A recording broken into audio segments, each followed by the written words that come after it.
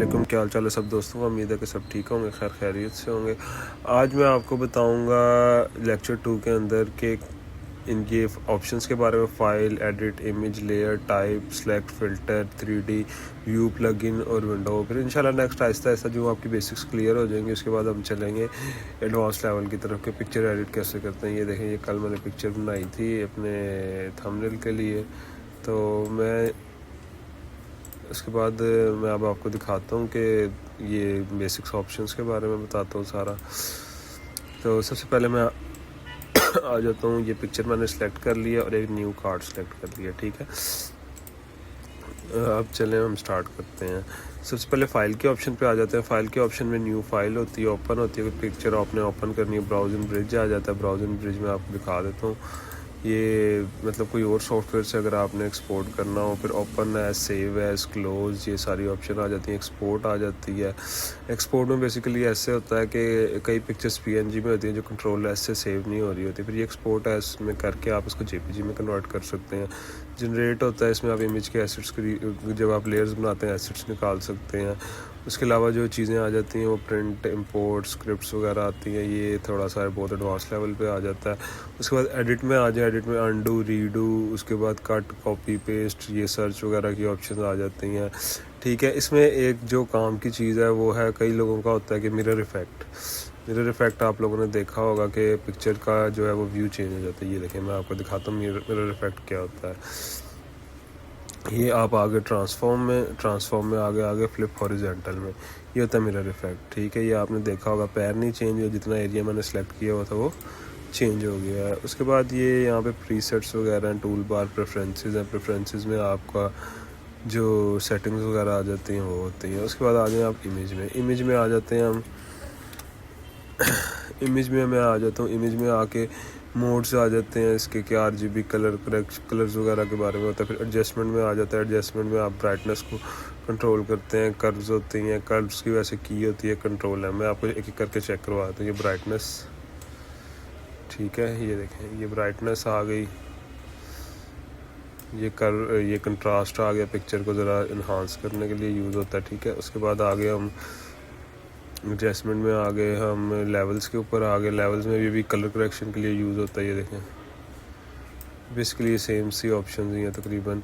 उसके बाद आ जाता है हम कर्व्स, ब्राइटनेस। कर्व्स में ये ऑप्शन आती है, कंट्रोल M होता है, ये भी लाइट डार्क के लिए यूज़ होता है, ये देखें।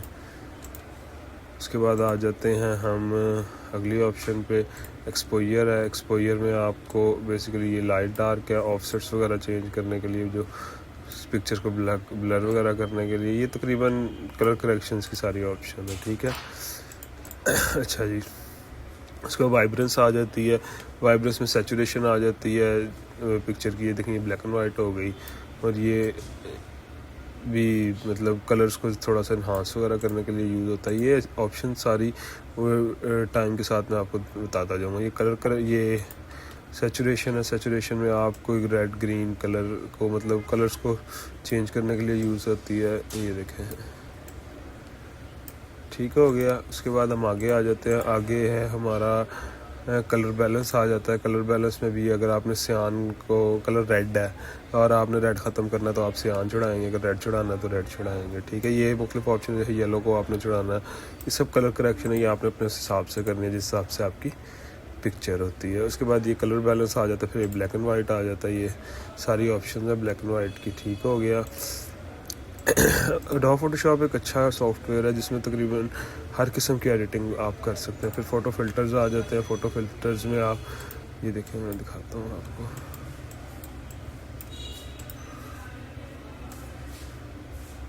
ये देखें, अगर मैं इसको लेता हूँ ग्रीन, ठीक हो गया। ये अब आगे आ जाते हैं हम कल चैनल मिक्सर पे। चैनल मिक्सर में इसमें भी कलर्स की ऑप्शन है तकरीबन। मैं आपको बस सजेस्ट करूँगा, जब मैं लास्ट पे आपको आऊँगा कोई पिक्चर बना के दिखाऊँगा कि आपने कौन सी यूज़ करनी है, ठीक हो गया। ये किसी पिक्चर का कलर उठाने के लिए यूज़ होता है। उसके बाद एडजस्टमेंट में आप आगे इन्वर्ट की ऑप्शन होती है। इन्वर्ट में ये देखें, ये जी मोड पे चेंज हो गया है, ठीक हो गया। उसके बाद मैं आ जाता हूँ कि इन्वर्ट के बाद पोस्टर साइज़ के ऊपर, ये देखें, ये सारी ऑप्शन आप आहिस्ता आहिस्ता करेंगे तो इंशाल्लाह आपको समझ आती जाएंगी। उसके बाद थ्रेश होल्ड होता है इसका, ये थ्रेश होल्ड होता है, ठीक है। उसके बाद ग्रेडियंट मैप होता है, ग्रेडियंट मैप पे भी आप ये मैं दिखाता हूँ आपको, ये ऑप्शन ये एज इट इज़ इसकी तरह ये है ग्रेडियंट मैप। बेसिकली मैं आपको दिखाता हूँ, ये ग्रेडियंट टूल यूज़ होता है, ठीक हो गया। उसके बाद हम आ जाते हैं अगले टूल के ऊपर, सिलेक्टिव कलर आ जाता है। सिलेक्टिव कलर में ये होता है, मैंने अब ये ब्लैक कलर है, इसको प्रोमिनेंट करना, मैं ब्लैक पे जाऊंगा और इसको बढ़ा दूंगा। ये देखिए ब्लैक कलर प्रोमिनेंट हो गया, ठीक हो गया। उसके बाद आगे आ जाते हैं हम शेडो और हाईलाइट्स के ऊपर। शेडो हाईलाइट्स फिर वही है, ये देखें, ये आगे चलते हैं हम। इसके बाद आ जाते हैं HDR टोनिंग पे, ये भी कलर करेक्शन, ये रेडियस, ये मैं आपको दिखाता हूँ। ये ज़रा सैचुरेशन वगैरह ही है, इसको जो मैं ओके करूँगा तो ये देखें ये इफेक्ट्स चेंज हो रहे हैं, शेडो, ठीक है। आगे चलते हैं हम अगले ऑप्शन की तरफ। ये मैं साथ साथ जब हम काम करते जाएंगे मैं आपको बताता जाऊँगी। ये ब्लैक एंड वाइट में चेंज हो गया। उसके बाद मैच कलर आ जाता है, मैच कलर में भी ये कलर इंटेंसिटी वगैरह होती है ब्लैक एंड वाइट में, इसलिए आपको उसको समझ नहीं आनी। मैच कलर आ गया, ये देखें सारे कलर करेक्शन की फील्ड्स हैं, ठीक है। ये तकरीबन यहाँ पे सारे कलर्स के बारे में है, ठीक है। इक्वलाइज़र आ जाता है, ये आपने देख लिया, ये इंशाल्लाह जब हम स्टार्ट करेंगे मैं आपको ज़रूर समझाऊंगा। उसके बाद ऑटो टून आ जाती है, ठीक हो गया। ऑटो कंट्रास्ट आ जाता है, जो ये बाय डिफ़ॉल्ट खुद उठाता है, ये देखिए, ठीक है। फिर ये इमेज साइज़ आ जाता है। इमेज साइज़ आपने जैसे मैं इसको जो भी साइज़ दूंगा हाइट और विड्थ के मुताबिक इन चीज़ में ये उसको करेगा। रेजोल्यूशन 300 होती है। और फिर इमेज कैनवस साइज़ आ जाता है, कैनवस साइज़ भी तकरीबन इमेज को साइज़ लगाने के लिए यूज़ होता है। और फिर एंड पे आ जाता है हमारा ये रोटेशन, अगर पिक्चर को 180 डिग्री पे चेंज करना है या 90 डिग्री पे लेके आना है, या ठीक हो गया। अब ये देखें, ये मैं उसको वापस वैसे ले गया। ये क्रॉप है, क्रॉप ये ऑलरेडी टूल दिया हुआ है। उसके बाद आ जाता है ट्रिम की ऑप्शन आ जाती है, ट्रिम, ये ट्रिम की ऑप्शन, ये भी क्रॉप में यूज़ होती है। डुप्लीकेट करना है पिक्चर को, ये डबल पिक्चर हो गई, तो ये तकरीबन ऐसे ही ऑप्शन है सारी। इसके बाद आ जाती हैं हमारी लेयर्स। अगर हमने लेयर्स को देखना है, ये देखें ये एक और लेयर क्रिएट हो गई, ये मैं आपको दिखाता हूँ ये कहाँ पे क्रिएट हुई होगी। F7, ये देखें ये लेयर मेरे पास क्रिएट हो गई, ठीक हो गया। लेयर्स के बाद ये लेयर मार्क्स है, ये स्मार्ट ऑब्जेक्ट वीडियो लेयर, ये ऑप्शन इंशाल्लाह जो जो काम करते जाएंगे मैं आपको बताता जाऊँगा। ये वीडियो बहुत लंबी हो जानी है अगर मैं एक एक बताने बैठा। उसके बाद ये पैनल्स वगैरह, मैच फॉन्ट्स है, फॉन्ट प्रीव्यू साइज़ है, अपडेट ऑल टेक्स्ट लेयर है, ये भी आपको मैं बताऊँ। फिर सिलेक्ट में आ जाते हैं। सिलेक्ट में जो अगर किसी पिक्चर को सिलेक्ट करना है और डी सिलेक्ट होता है कंट्रोल डी, रीसिलेक्ट इन्वर्स होता है कंट्रोल शिफ्ट आई, और लेयर, ये सारी ऑप्शन, कलर रेंजेस वगैरह। फिर ये फ़िल्टर्स में आ जाते हैं। इसमें ज़रा एडवांस फ़िल्टर है जिसमें बेस्ट फ़िल्टर वो है ये कैमरा, ये नॉर्मल एडोब फोटोशॉप 7.0 में नहीं है, मैं आपको दिखाता हूँ। Filters, camera raw filters, exposure मैंने बढ़ा दिया, कंट्रास्ट मैंने बढ़ा लिया। ये तकरीबन जो मैंने आपको पीछे ऑप्शन बताई हैं सारी एक में कवर हो जाते हैं। ये टेम्परेचर, ईच एंड एवरीथिंग, ठीक हो गया।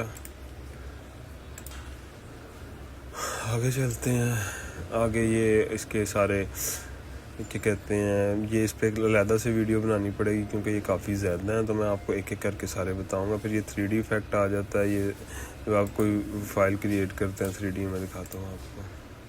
या आपने कोई टेक्स्ट वगैरह लिखा है उसको आपने 3D में चेंज करना, ये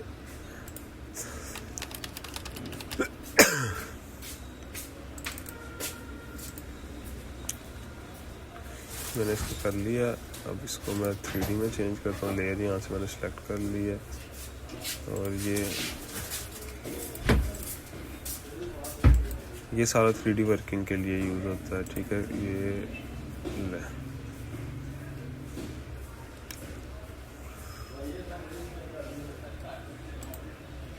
ये 3D में चेंज हो गया है, टेक्स्ट ही मेरा 3D में आ गया है।